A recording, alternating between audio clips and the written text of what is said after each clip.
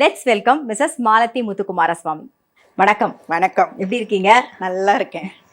இன்னைக்கு நம்ம என்ன பண்ண போறோம்? இன்னைக்கு நம்ம வெஜிடபிள் பாம்பே சட்னி பண்ணலான்னு இருக்கேன். இது வந்து ரொம்ப நல்லா இருக்கும். சப்பாத்தி, பூரி, நான் இதுலெல்லாம் சைட் டிஷ்ஷாக யூஸ் பண்ணும்போது டேஸ்ட் ரொம்ப நல்லா இருக்கும். பட் வெறும் பாம்பே சட்னி அப்படின்னு பண்ணும்போது ஒரு மாதிரி நிறைய பசங்கள்லாம் விரும்ப மாட்டாங்க. நம்ம அது வெறும் கடலமா மட்டும் இருக்கும், அது ஒரு குழகுழப்பு தன்மையா இருக்கும். அதனால ஸோ இதுல வெஜிடபிள்ஸும் நம்ம போடுறதுனால நல்லாவும் இருக்கும், பசங்களுக்கு வெஜிடபிள்ஸும் சேரும். ஓகே. ஸோ இது வந்து நல்லா இருக்கும்.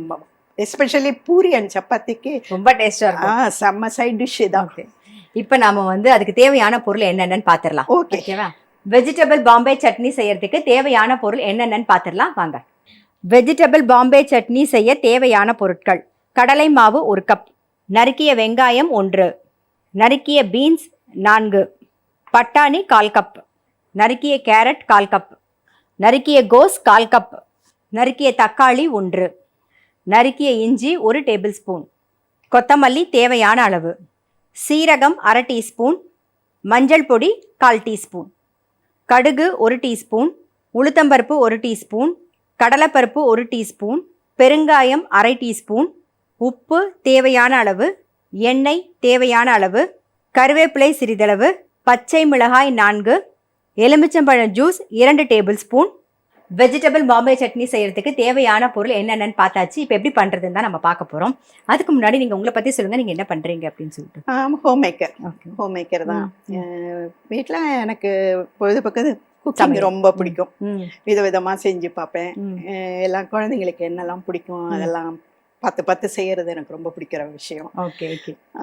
என்னன்னா வீட்டில் ஹோம் மேக்கராக இருக்கனால டேஸ்டியாக சமைக்கிறதுல இன்ட்ரெஸ்ட் ஜாஸ்தி. ஓகே. எப்போ சமையல் கற்றுக்கிட்டீங்க?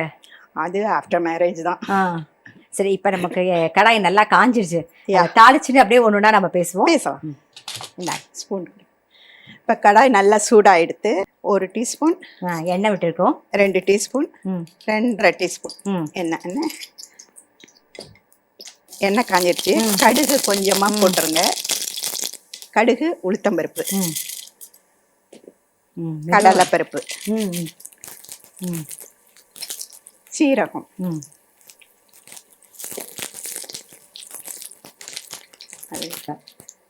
கொஞ்சம் பெருங்காயப்பொடி. வெங்காயத்தையும் போட்டுடலாமா? கருவேப்பிலையை போட்டுட்டு வெங்காயம் போடு. வெங்காயம் கோஸ் சேர்த்துட்டோம். இப்போ வெங்காயம் அது கொஞ்சம் வேக டைம் எடுத்துக்கும். ஓகே. கொஞ்சம் சாட்டே பண்ணிடு. தென் வெங்காயம். வெங்காயமும் கோஸும் சேர்த்திருக்கோம். இது கொஞ்சம் வதங்கணும் இல்லையா? கொஞ்சம் வெங்காயம் எந்த அளவுக்கு வதங்கணும்? வெங்காயம் வந்து உனக்கு டிரான்ஸ்பரன்சி, இந்த கண்ணாடி பதம்னு சொல்லுவாங்க. ஆமா ஆமா. அப்பதான் அதுக்கு உனக்கு நல்ல வாசனையா இருக்கும். அந்த கண்ணாடி பதத்துக்கு கொஞ்சம் இது ரெண்டும் கொஞ்சம் வதங்கட்டும்.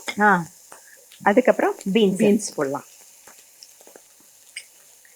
தென் கேரட், பட்டாணி. இப்போ இதெல்லாம் கேரட் பீன்ஸ் மட்டும் இருந்தா கூட ஓகே தான். பட்டாணி இருக்கணும் இல்லைன்னா ஏதாவது ஒரு வெஜிடபிள்ஸ் உங்கள்கிட்ட இல்லைன்னா கூட ஒன்றும். உருளைக்கிழங்கு சேர்த்துக்கலாமா? உருளைக்கிழங்கு வந்து நல்லா தோல் சீவிட்டு பொடிசா நறுக்கி சேர்த்துக்கணும். அதாவது எல்லா வெஜிடபிள்ஸும் இந்த சைஸா இருந்தா வேகிறதுக்கு ஒரே மாதிரி வேகும். இல்லைன்னா ஒன்று வெந்துடும், ஒன்று வேகாது. Okay okay. ஓகேயா? இப்போ வந்து பச்சை மிளகாய். எப்பவுமே கடலை மாவு வந்து காரம் கூட வேண்டியிருக்கும், இல்லைன்னா சப்புன்னு போயிடும். அதனால நான் இந்த டிஷ்ஷுக்கு ஏற்ற மாதிரி 4 பச்சை மிளகாய் வந்து பொடியா நறுக்க வேண்டாம், வாயில சாப்பிடும், கடிப்படும், பசங்க இது பண்ணுங்க. சரி. ஸோ அதனால கீனி போட்டுருவோம். ஓகே, கீரி போட்டிருக்கோம். கொஞ்சம் இஞ்சி. ஓகே. தக்காளி எப்போ சேர்க்க போறோம்? தக்காளி இது கொஞ்சம் வதங்கினதுக்கு அப்புறம். ஏன்னா தக்காளி மேஷ் ஆகணுங்கிற அவசியம் இல்லை. ஓகே. இது தக்காளி வதங்கிட்டு இருக்கட்டும். நீங்க வந்து எப்போ வந்து இப்போ கல்யாணத்துக்கு அப்புறம் தானே சமையல் பண்ண ஆரம்பிச்சிருங்க. அப்போ ஃபர்ஸ்ட் நீங்க ஒரு டிஷ் ஏதாவது ட்ரை பண்ணிருப்பீங்கல்ல? முதல்ல ஏதாவது ஒரு சமையல் ட்ரை பண்ணி பார்த்திருப்பீங்க? முதல்ல அப்படிங்கும்போது எல்லாமே அப்ப புதுசுதான். சாம்பார்ல இருந்து எல்லாமே புதுசாதான் இருக்கும் எனக்கு. சில இதெல்லாம் எனக்கு கொஞ்சம் அந்த கட்லெட் வெஜிடபிள்ஸ் இந்த மாதிரி போட்டு செய்யறது ரொம்ப பிடிக்கும். கட்லெட் எனக்கு பிடிச்ச ஐட்டம் கட்லெட்டு. ஆனா கட்லெட்டை கொஞ்சம் நல்லாவே செய்வேன். அதனால எனக்கு இந்த மாதிரி வெஜிடபிள்ஸ் நிறைய போட்ட அவியல் அது மாதிரி. ஸோ நமக்கு வந்து வெஜிடபிள்ஸ் நிறைய சேரும் அப்படிங்கிற ப்ராசஸ்ல நான் எப்பவுமே வெஜிடபிள்ஸ் நிறைய இம்பார்ட்டன்ஸ் கொடுப்பேன். எனக்கு கட்லெட் ரொம்ப பிடிக்கும், பண்ணவும் பிடிக்கும், சாப்பிடவும் பிடிக்கும். ஸோ நீங்க அந்த மாதிரி ஐட்டம்ஸ் தான் முதல்ல ட்ரை பண்ணி பார்த்திருக்கீங்க. ஆமாமா, எனக்கு எடுக்கும் போதே கத்துக்கும் போதே டிஃபிகல்ட்டான ஐட்டம்ஸ் தான். அதுல சக்சஸ் ஆயிட்டாலே மீதி எல்லாம் நமக்கு இதாயிடும் இல்லையா? Okay okay. இப்போ என்ன போட போறோம்? இப்ப அடுத்தது தக்காளி.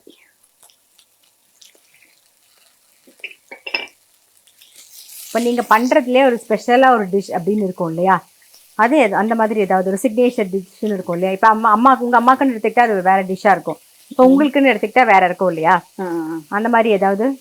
எனக்கு அப்படிங்கிறது பார்க்கும்போது நான் கொஞ்சம் இதை கொஞ்சம் நல்லா செய்வேன்.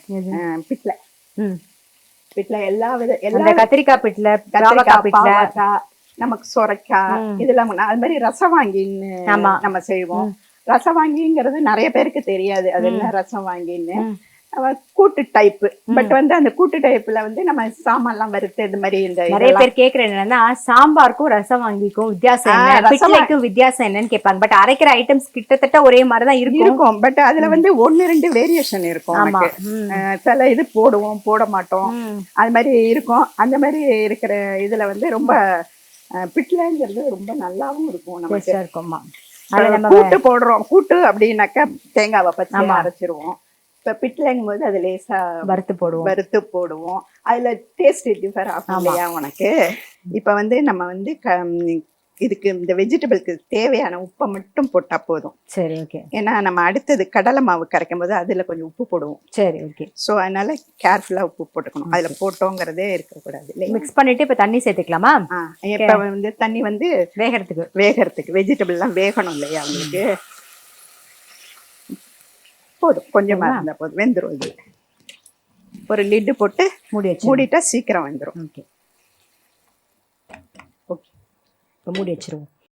இப்போ காய் நல்லா வெந்தெடுத்து காய் வெந்துட்டதுக்கு அப்புறம் இதுல வந்து 1 கப்பு கடலை மாவு போட்டிருக்கேன். 1 கப்பு கடலை மாவும் கொஞ்சம் மஞ்சள் பொடியும் போட்டிருக்கோம். கொஞ்சம் மஞ்சள் பொடி. இதுக்கு தகுந்த அளவு உப்பு. ஆல்ரெடி நம்ம இதுல வந்து உப்பு போட்டுட்டோம் இல்லையா? சோ அதனால கொஞ்சம் இந்த இதுக்கு தகுந்த உப்பு போட்டு இந்த கன்சிஸ்டன்சிக்கு இங்க பாரு. ஏன்னா கொஞ்சமா இருந்ததுன்னா சீக்கிரம் சேர்ந்து வெந்துராது. கடலை மாவு கொஞ்சம் வேகணும். கொஞ்சம் நீர்க்க இருந்தாதான் டைம் இது ஆகும். இது இந்த டைம்ல அடுப்பை கம்பல்சரியா சிம் பண்ணிட்டோம். நல்லா சிம்ல வச்சுக்கணும்.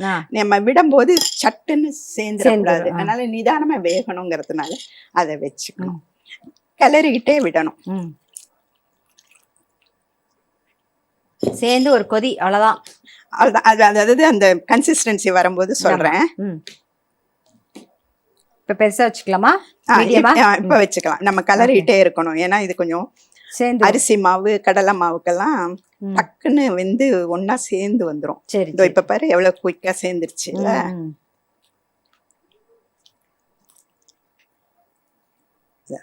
பார்த்தாலே தெரியுதா? ஆமா, இப்ப சேர்ந்து வந்துட்டு இருக்கு.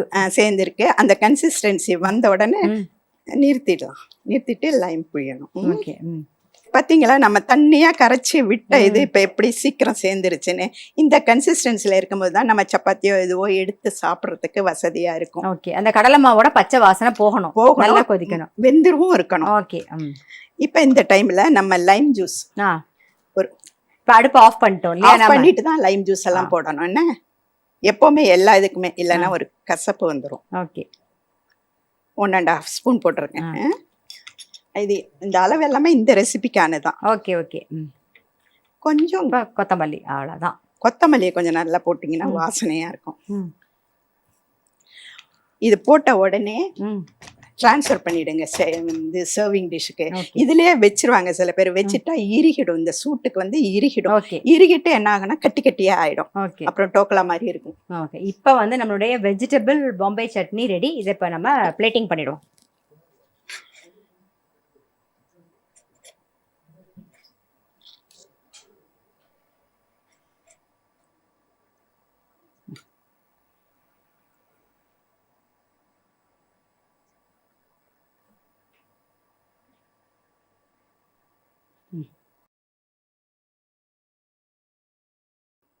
எங்கள் ஷோக்கு வந்து ரொம்ப சிம்பிளாக ஒரு வெஜிடபிள் பாம்பே சட்னி பண்ணி காமிச்சதுக்கு ரொம்ப ரொம்ப தேங்க்ஸ். உங்களுக்கு வந்து டைமண்ட் ஹோம் அப்ளையன்சஸ் வழங்கும் ஒரு கிஃப்ட். தேங்க்யூ.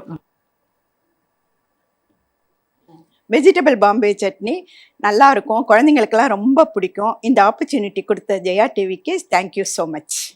இன்னைக்கு எபிசோட் பார்த்துருப்பீங்க, கண்டிப்பாக உங்கள் எல்லாருக்குமே ரொம்ப பிடிச்சிருக்கும். ஃபர்ஸ்ட் வந்து அவல் மசாலா, அதாவது அவல் வச்சு ரொம்ப சிம்பிளாக ஒரு பிரேக்ஃபாஸ்ட் எப்படி பண்ணுறதுன்னு பார்த்தோம். அடுத்தது வந்து குழந்தைங்களுக்குலாம் பிடிச்ச மாதிரி பாம்பே சட்னி உங்கள் எல்லாருக்குமே தெரியும், அதில் காய்கறி சேர்த்து இப்போ பண்ணியிருக்கோம். ஸோ அதுவும் வந்து ட்ரை பண்ணி பாருங்கள். இது சப்பாத்தி பூரி அதுக்கெலாம் தொட்டுன்னு சாப்பிட்றதுக்கு ரொம்பவே நல்லாயிருக்கும். ஸோ மிஸ் பண்ணாமல் ட்ரை பண்ணி பாருங்கள்.